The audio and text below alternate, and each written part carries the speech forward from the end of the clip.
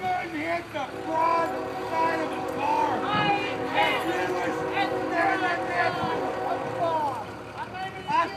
I'll tell you what. What? Can you check this?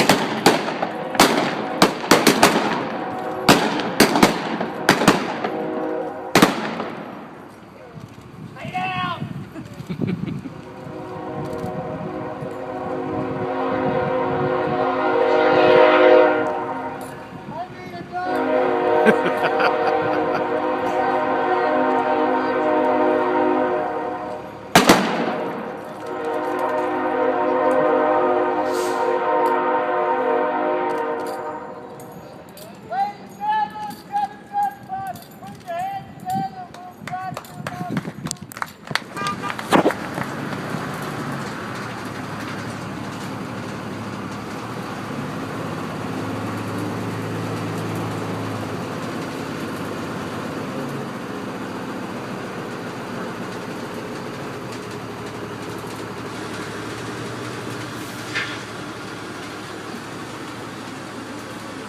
For 400 city blocks. It's the largest urban historic district in the United States. This city also has the largest contiguous restored Victorian commercial district in the nation. Guthrie was selected by the National Trust for Historic Preservation as one of their dozen distinctive destinations for 2004. Guthrie was settled in one day, Monday, April 22nd, 1889. An instant city of more than 10,000 people, and it covered more than 1,380 acres. The United States government didn't want any of the settlements to exceed 320 acres. Therefore, Guthrie was quickly divided into 4 towns. It was Guthrie, East Guthrie, Capitol Hill, and West Guthrie, each with its own government. In 1890, Oklahoma District became Oklahoma Territory. And at that time, the 4 towns merged into one, forming the city of Guthrie. This city was named in honor of Judge John Guthrie of Topeka, Kansas. He was the chief attorney for the Santa Fe Railroad. The 3-story brick building on your right was built in 1902 for the Daily State Capitol, Oklahoma Territory's first newspaper. It was designed by Joseph Foucart, an architect who arrived in Guthrie shortly after the run of '89. A number of the commercial and residential structures you'll see are his designs. This building is now the State Printing and Publishing Museum. It's been restored to appear just as it was in 1902. Across the street on your left is Otter Park, our Veterans Memorial. It stands on the site of the Reeves Brothers Casino, one of the most notorious gambling dens in the Southwest. Dice started rolling in a tent here and continued rolling for 18 years. However, on November the 16th, 1907, the new state constitution outlawed gambling and outlawed liquor sales, effectively closing the casino's doors. Across the street, ahead on your left, is the Bluebell Saloon, one of many places Tom Mix worked in Guthrie between 1902 and 1905. He was the Bluebell's bartender and bouncer. Tom Mix left Guthrie to join a Wild West show, and he rose to great fame in Hollywood. The Bluebell's second floor was one of Guthrie's most discreet bordellos. Across the street on your right was the site of the 2-story International Building. The territorial legislature met there for 4 sessions. Next door to the east was the Same Old Moses Saloon. It opened in 1889, and it closed its doors at statehood. Carrie Nation was once a Guthrie resident. After moving away, she often came back to Guthrie. Carrie was a 180-pound anti-liquor campaigner. She was impressive when armed with a hatchet. Moses Weinberger knew that she drew crowds, and he invited her to lecture in his saloon. After her lecture, Carrie whipped out her hatchet, and she started destroying the newly installed bar. Moses quickly ushered her from the premises, and he immediately posted his famous window sign, which read, "All nations welcome except Carrie." Across the alley from the Bluebell, the three-story brick building was originally the Elks Hotel. Discolored brick at the second floor levels of both buildings indicate that a covered metal walkway once connected the hotel and Miss Lizzie's establishment. The three-story brick building at the corner on your left is an 1893 folk art design called the Victor Building. This was the largest commercial and office building in Guthrie. On the left, across First Street, is the three-story brick Herzl Building, built in 1900. The first floor housed the Guthrie Savings Bank. Next door is the Pollard Theater. In 1908, it was Patterson's funeral parlor and furniture store. And then it was a vaudeville theater. And in 1929, it became a movie theater. Today, it houses Oklahoma's only resident theater company. The three-story sandstone building on your right was also designed by Joseph Folkart and was built in 1891. Mr. Folkart had his office in the third-story tower. The two-story brick building on your right, that's 111 and 113 West Harrison, was built in 1892 for Tots and Hershey Hardware. Many of the metal parapets and cornices on Guthrie buildings were made by this firm.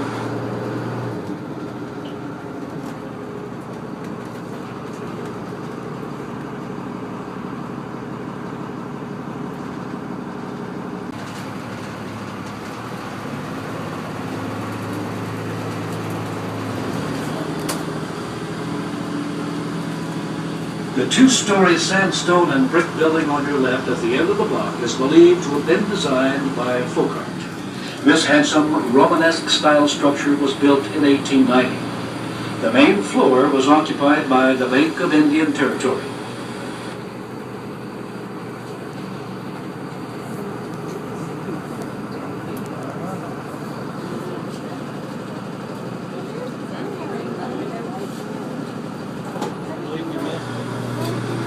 As we turn onto Oklahoma Avenue, Guthrie's Main Street, the two-story brick building on your left is the Oklahoma Building. It was built in 1901.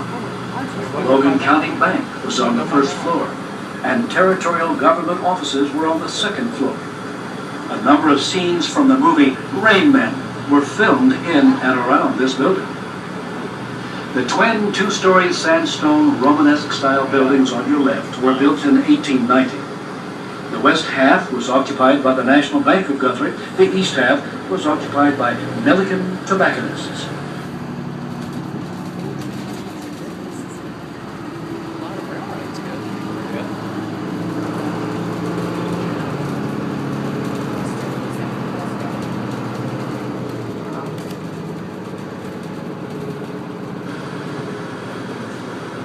The three-story tan brick building ahead and on your right is the Logan County Courthouse, completed in 1907. The governor and other officials, plus the state seal, were housed there. It was referred to as the State House. On June 11, 1910, an election was held to determine the permanent site of the state capital, with Guthrie, Shawnee, and Oklahoma City on the ballot. Well, that night, long before all the votes were counted, the governor had the steel removed from the State House and was taken to the Huckins Hotel in Oklahoma City. Early the next morning, Governor Haskell declared Oklahoma City to be the capital. The silver dome yellow brick building ahead and to the right is the oldest standing Carnegie Library in Oklahoma. It was built in 1902. It was designed by J.H. Bennett, Folkart's major architectural rival. Andrew Carnegie gave $25,000 for the building's construction, and after the building was completed, a picture of the building was sent to Mr. Carnegie. He fired a letter back stating that the Silver Dome was a waste of money. Frank France, the last territorial governor, and the first state governor, Charles Haskell, were inaugurated on its front steps. The bronze statues on the lawn depict the mock marriage of Mr. Oklahoma Territory and Miss Indian Territory. This ceremony took place on the front steps of the library. The first official 46-star U.S. flag was hand-sewn in this building by 90 women elected from the Twin Territories. In 1969, a new library was built in downtown Guthrie, and the Carnegie is now a part of the Oklahoma Territorial Museum located on the east end of this site.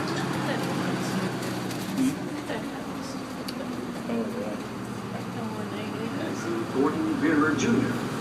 This house cost $8,000, which was a hefty sum of money with the Great Depression. It was the first house in Guthrie to have central heat and air.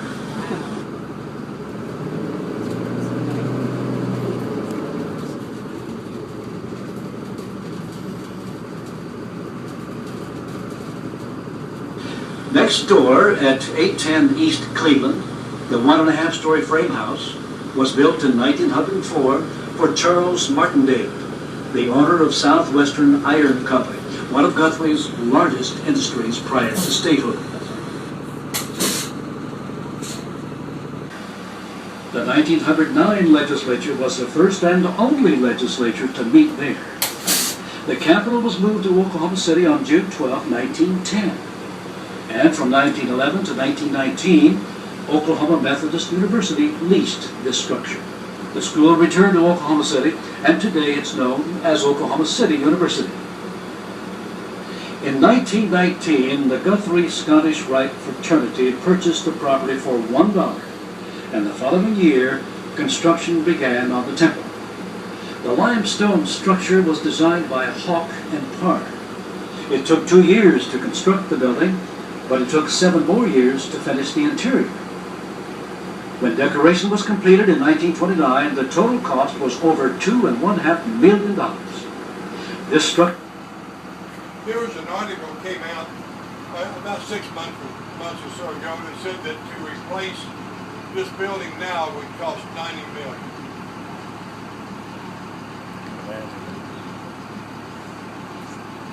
The structure is considered to be one of the largest Scottish Rite centers in the world. My understanding also is that it is the largest, but we were a generation like that, so if someone ever gets around the building, a bigger one, we won't have to change the generation.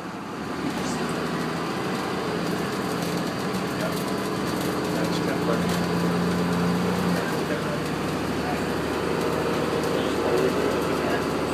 Somewhere. Holy Grail in there somewhere, I think.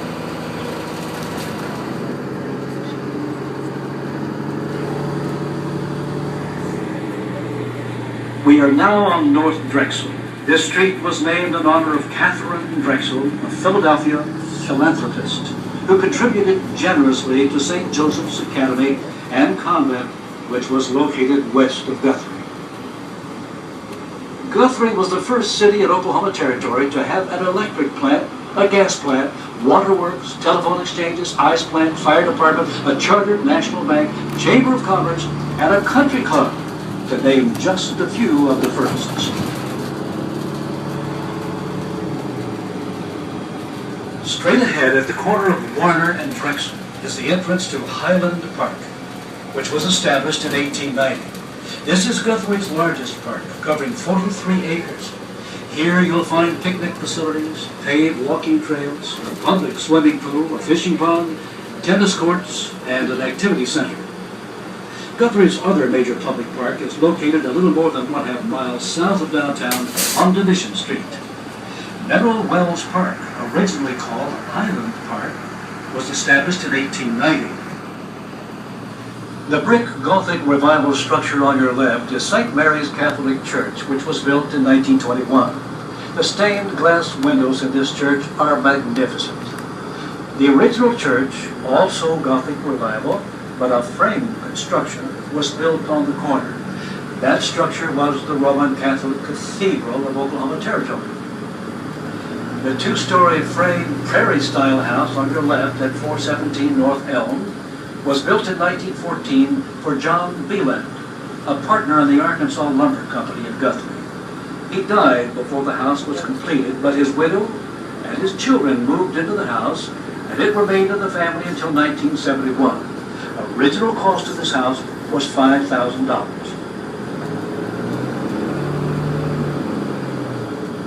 The 2 1/2-story frame.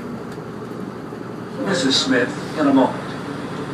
The 2 1/2-story brick Georgian-style building directly ahead of us was designed by Hawk and Parr and built on 27 acres in 1922. This was the Masonic Home for Children, which was in operation until 1977. The structure was purchased in 1998, and shortly thereafter, 4 wings of the building were removed and the ornamental fence was added. After several years of restoration and remodeling, it is now a private residence. This marvelous home has a restored indoor swimming pool and gymnasium. A part of the building is used for an events center.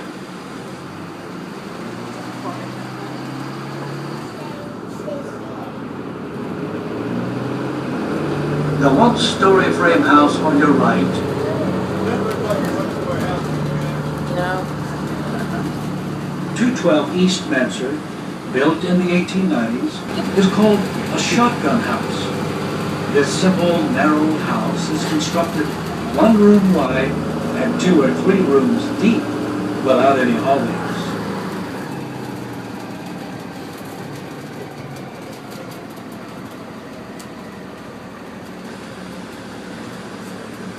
The 2-story stuccoed stone building on your right was the Territorial Federal Prison.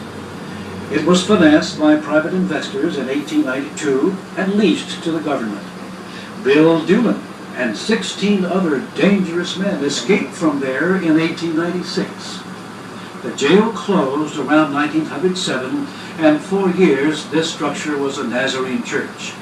During its use as a church, the original sandstone walls were stuccoed.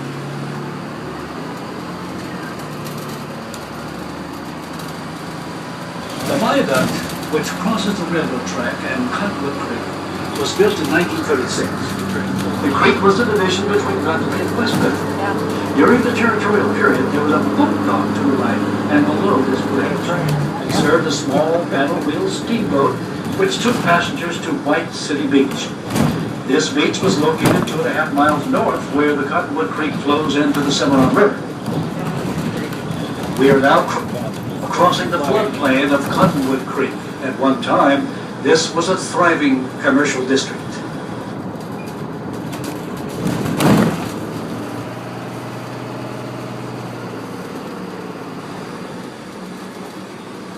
The 2 1/2-story frame Georgian Revival house on your right at 1016 West Warner was built in 1907 for Fred E. Houghton.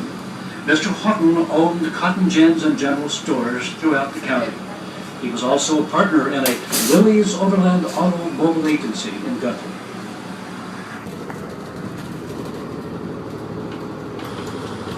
The 2 1/2-story Georgian Revival house on your left at 1517 West Noble was built in 1909 for Ed Walton, treasurer of the Walton Lumber Company.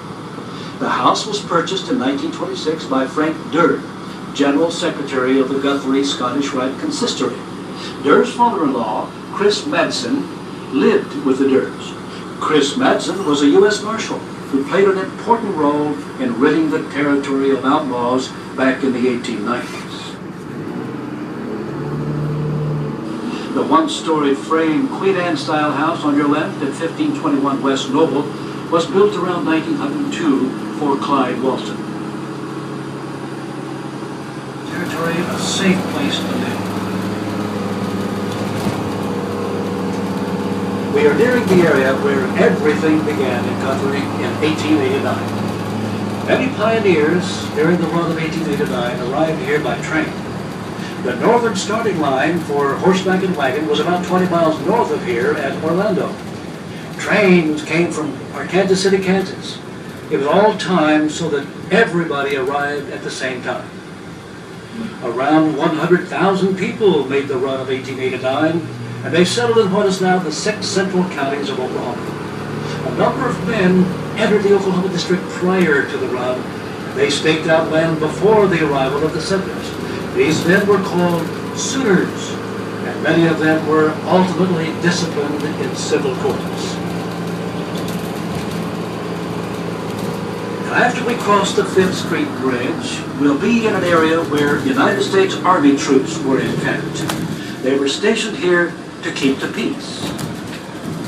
Ahead of us is one of the film locations for the movie Twister.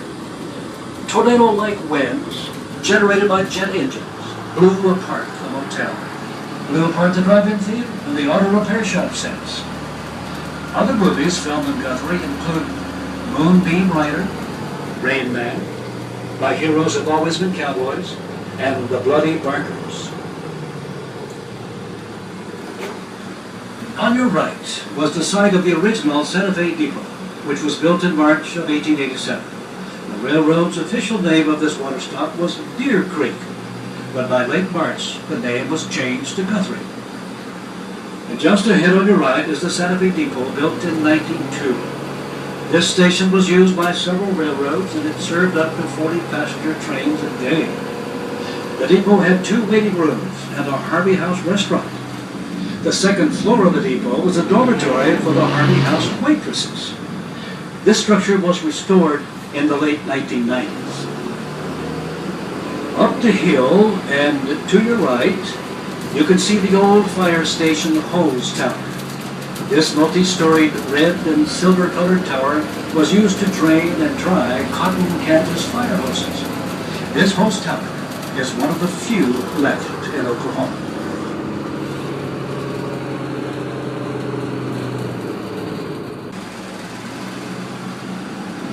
The 3-story brick building on your left is the Guthrie City Hall. It is on the site of the 1902 City Hall, which was designed by Joseph Folkart. That structure was the site of the Oklahoma Constitutional Convention in 1906. Is our car? And now on your left is the Guthrie Post Office. The parking lot behind the post office was the original site of the U.S. Land Office, where the 89ers had to go to file their land claims.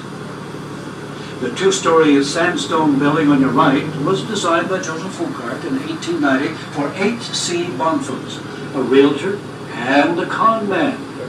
He was finally run out of Guthrie.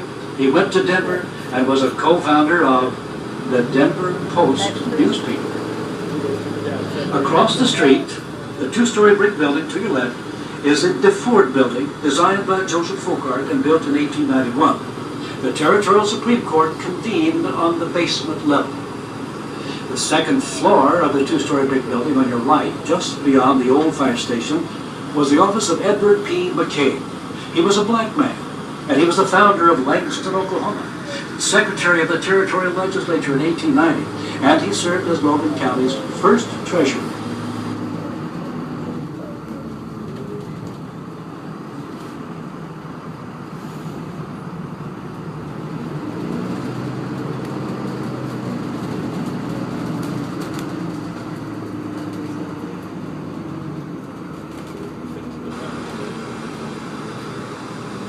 The 1890s 2-story brick building on your left at 208 South 2nd is the Coyle Smith building. W.H. Coyle operated a wholesale grocery building at this site. The 2-story brick building on your right was the Baxter and Kemek livery stable built between 1901 and 1903, replacing an earlier frame livery stable. Notice the small stall windows on the north side of the building.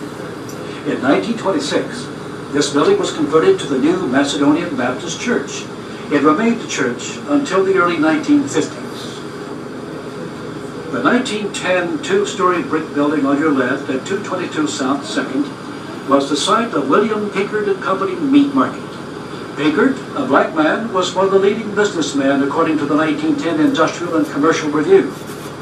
The upstairs is occupied by Alpha Lodge No. 1, Press Hall affiliation-free and accepted Masons. This lodge was organized in 1892, making it the oldest black Masonic lodge in Oklahoma.